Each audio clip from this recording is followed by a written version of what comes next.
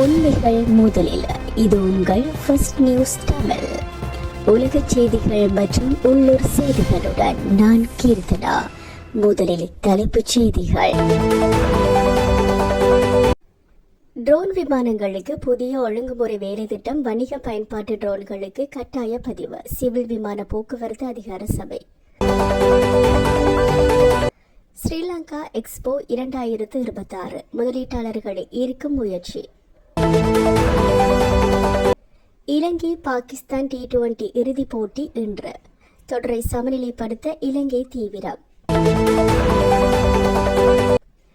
ஈரானில் போராட்டங்கள் தீவிரம். இணையம் தொலைபேசி சேவைகள் முழுமையாக முடக்கம்.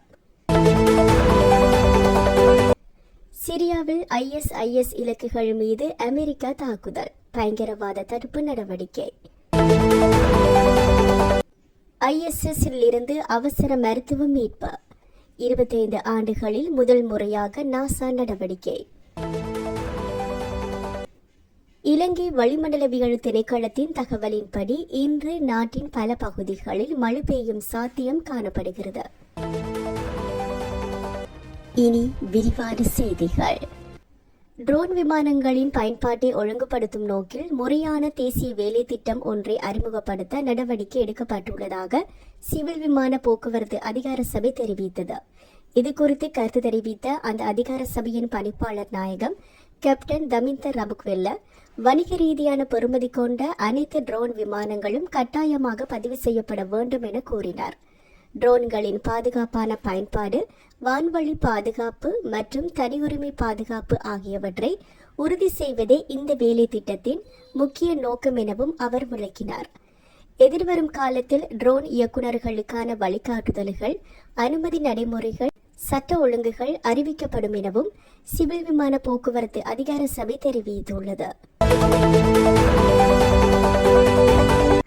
வருகின்ற ஜூன் மாதம் நடைபெறவுள்ள ஸ்ரீலங்கா எக்ஸ்போ 2026 1500க்கும் அதிகமான வெளிநாட்டு முதலீட்டாளர்களை ஈர்க்கும் நோக்குடன் திட்டமிடப்பட்டுள்ளது. தொழில்நுட்பம், விவசாயம், தயாரிப்பு மற்றும் நிலைத்த வளர்ச்சி துறைகள் இதில் முக்கியமாக இடம்பெறவுள்ளன. 2030ற்குள் ஏற்றுமதி வருவாயை 36 பில்லியன் அமெரிக்க டாலராக உயர்த்த அரசாங்கம் இலக்கு வைத்துள்ளது. இந்த கண்காட்சி அந்த இலக்கை அடைய முக்கிய தளமாக அமையும் என அதிகாரிகள் தெரிவித்தனர். இலங்கை பாகிஸ்தான் அணிகளுக்கு இடையிலான 3வது மற்றும் இறுதி T20 போட்டி இன்று நடைபெறுகிறது. இதுவரை பாகிஸ்தான் அணி தொடரில் முன்னிலையில் உள்ளது. 2026 T20 உலகக்கோப்பைக்கான தயாரிப்பின் ஒரு பகுதியாக இந்த தொடர் முக்கியத்துவம் பெறுகிறது. தொடரை சமநிலைப்படுத்தும் நோக்குடன் இலங்கை அணி முழு பலத்துடன் களமிறங்க உள்ளது. ஈரானில் பொருளாதார நெருக்கடி மற்றும் விலைவாசி உயர்வுக்கு எதிராக மக்கள் போராட்டங்களில் ஈடுபட்டுள்ளனர். தெஹ்ரான் உள்ளிட்ட பல முக்கிய நகரங்களில் பொதுமக்கள் வீதிகளில் இறங்கியுள்ளதாக தகவல்கள் தெரிவிக்கின்றன.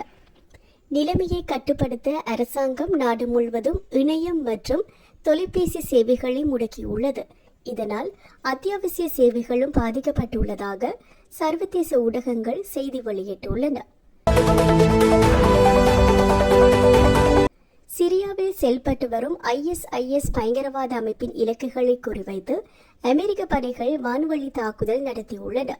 பயங்கரவாத அச்சுறுத்தலை கட்டுப்படுத்தும் நோக்கில் இந்த நடவடிக்கை மேற்கொள்ளப்பட்டதாக அமெரிக்க பாதுகாப்புத்துறை தெரிவித்தது. பிராந்திய பாதுகாப்பை உறுதி செய்ய இந்த தாக்குதல் அவசியம் எனவும் கூறப்பட்டுள்ளது. சர்வதேச விண்வெளி நிலையத்தில் இருந்த ஒரு விண்வெளி வீரரை அவசர மருத்துவ காரணங்களுக்காக பூமிக்கு மீட்டு வர நாசா திட்டமிட்டுள்ளது.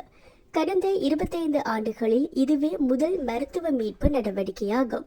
அந்த விண்வெளி வீரர் ஜனவரி 14 பூமியில் தரையிறக்கப்படவுள்ளார். இந்த அறிவிப்பு உலகளாவிய கவனத்தை பெற்றுள்ளது.